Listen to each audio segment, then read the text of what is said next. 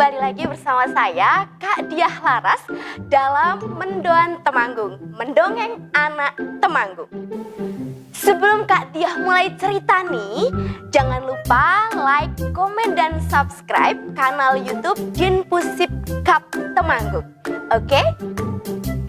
Kali ini, sahabat dongeng, di Mendoan Temanggung episode ini, Kak Diah mau menceritakan sebuah kisah tentang asal-usul Candi Roto. Tentu kalian tahu Candi Roto kan? Candi Roto adalah salah satu kecamatan di Kabupaten Temanggung. Tepatnya ya hampir berbatasan dengan Kabupaten Kendal. Nah, penasaran kan ceritanya? Jadi begini. Ceritanya dimulai pada zaman dahulu ketika masa kejayaan Mataram Islam. Waktu itu terdapat kegiatan di mana penyebaran agama Islam di seluruh daerah-daerah. Dan salah satunya berada di daerah Kendal dan sekitarnya.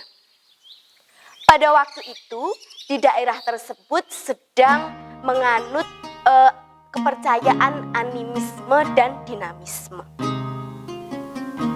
Termasuk di sebuah desa yang dinamakan Desa Geden. Di desa tersebut pada waktu itu sedang dipimpin oleh seorang lurah bernama Ki Durnojoyo. Kegiatan tersebut dilakukan dengan mengirim seorang ulama dan seorang prajurit. Hal ini dilakukan untuk kegiatan tersebut supaya tetap berjalan dengan aman dan terkendali. Kegiatan tersebut berjalan sangat baik di Desa Geden karena penyebaran agama Islam dilakukan dengan cukup baik, sehingga dalam waktu singkat orang-orang masyarakat Desa Geden menganut agama Islam. Akan tetapi pada suatu hari ketika warga masyarakat sedang asik kegiatan di sawah, ibu-ibu sedang menumbuk padi dan bapak-bapak sedang mencangkul. Kemudian warga tersebut melihat ada seorang yang sedang membangun di daerah tersebut. Warga tersebut awalnya berpikir, oh mungkin ya sedang membuat rumah seperti biasanya. Akan tetapi lama-kelamaan setelah dilihat, seorang tersebut rupanya sedang membuat candi. Warga-warga yang melihat mulai panik melihat hal tersebut. Kemudian warga-warga berbondong-bondong pergi ke rumah Ki Durnojoyo.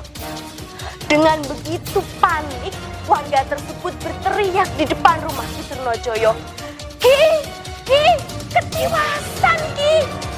Dengan terengah-engah, warga tersebut memanggil-manggil Ki Durnojoyo. Ki Durnojoyo dengan tenang keluar. Ada apa? Apa yang terjadi? Kenapa kalian berbondong-bondong datang ke sini sambil berteriak-teriak seperti itu?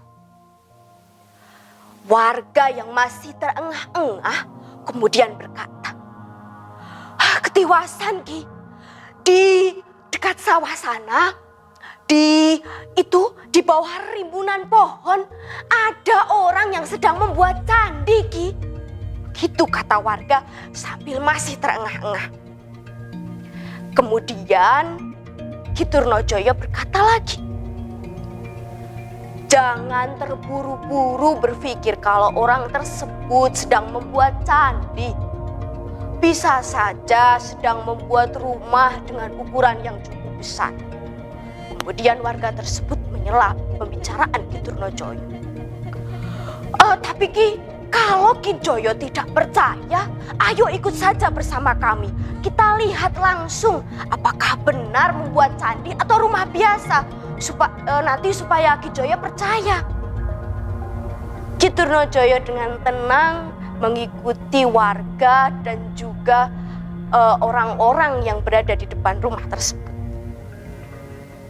Diamati dari kejauhan apa yang sedang dilakukan. Setelah dilihat-lihat, Ki Turnojoyo percaya bahwa yang sedang dibuat tersebut adalah candi. Melawan ketidakpercayaannya itu, Ki Turnojoyo berkata, "Wah, sepertinya memang benar sedang membuat candi." Warga yang mendengar apa yang dikatakan Ki Turnojoyo ini langsung berkata, "Lalu bagaimana ini, Ki? Tidak boleh tinggal diam ini kita. Kita harus melarang orang tersebut." Dengan tenang Ki Turnojoyo menjawab, "Kalian jangan terburu-buru. Alangkah baiknya kita bertanya saja kepada Kiai agar tindakan yang kita lakukan ini lebih bijaksana." Begitu kata Ki Turnojoyo. Warga pun setuju. Akhirnya Ki Turnojoyo bersama para warga di sekitarnya berbondong-bondong bersama pergi ke rumah Kiai. Para warga menunggu di luar dan Ki Turnojoyo menghadap Kiai dan menceritakan apa yang sedang terjadi di desanya. Kiai dengan tenang menjawab, "Begini saja, supaya kita tidak terburu-buru mengambil tindakan. Alangkah baiknya jika kita tunggu saja sampai pembuatan candi tersebut selesai. Kalau nanti sudah selesai, baru kita pikirkan rencana selanjutnya." Begitu kata Kiai dengan amat tenang. Kemudian warga setuju. Akhirnya warga pun melakukan pengamatan hari demi hari untuk melihat pembuatan candi tersebut sampai candi tersebut selesai. Akan tetapi hal aneh terjadi. Setelah candi tersebut selesai, seorang yang membuat candi tersebut malah pergi begitu saja meninggalkan bangunan candi tersebut. Tentu hal tersebut membuat warga dan juga Ki Turnojoyo bingung. Akhirnya mereka semua kembali mendatangi Kiai dan bertanya apa yang harus dilakukan lagi. Ki Turnojoyo berkata kepada Kiai, "Ki, para warga sudah mengamati kegiatan pembuatan candi tersebut. Dan sekarang candi tersebut sudah jadi. Akan tetapi orang yang membuat candi tersebut malah pergi meninggalkan candi itu begitu saja." Begitu kata Ki Turnojoyo. Sedikit berpikir, kemudian Kiai tersebut menjawab, "Apa kalian yakin kalau candi tersebut benar-benar ditinggalkan? Kalau memang iya, bagaimana jika candi tersebut kita ratakan saja? Takutnya nanti kalau kita biarkan akan digunakan untuk hal-hal yang tidak diinginkan." Kemudian Ki Turnojoyo berkata, "Apa tidak apa-apa, Kiai, jika kita bongkar? Bagaimana jika kita sampaikan saja kepada kerajaan terlebih dahulu?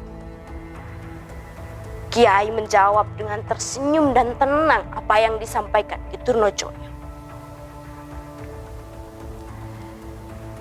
Hal-hal seperti ini tidak usah sampai di kerajaan. Kita juga tidak melanggar peraturan kerajaan dan juga tidak ada yang dirugikan. Mendengar hal tersebut, Ki Turnojaya menyetujuinya dan menyuruh semua warga untuk bergotong royong meratakan candi yang sudah dibangun itu. Warga pun bergotong royong meratakan dan membersihkan candi yang sudah dibangun itu hingga tidak tersisa sedikit pun. Hanya tersisa batu-batu yang tertumpuk saja. Untuk mengingat kejadian tersebut dan untuk menghargai orang yang membuat candi tersebut, akhirnya Kiai pun berkata, untuk mengingat kejadian ini dan menghargai yang sudah membuat, dan agar peristiwa ini selalu diingat sampai di masa yang akan mendatang, maka tempat ini diberi nama Candi Roto. Candi Roto ini berasal dari istilah candi yang diratakan.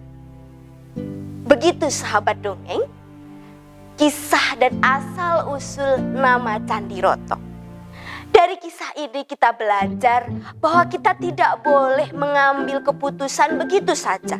Kita harus tenang dan berpikir matang-matang. Karena apabila terburu-buru, tentu saja kita akan menyesal di kemudian hari.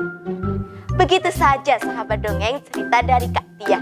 Sampai jumpa di episode Mendoan Temanggung selanjutnya. Mendongeng anak Temanggung. Salam literasi.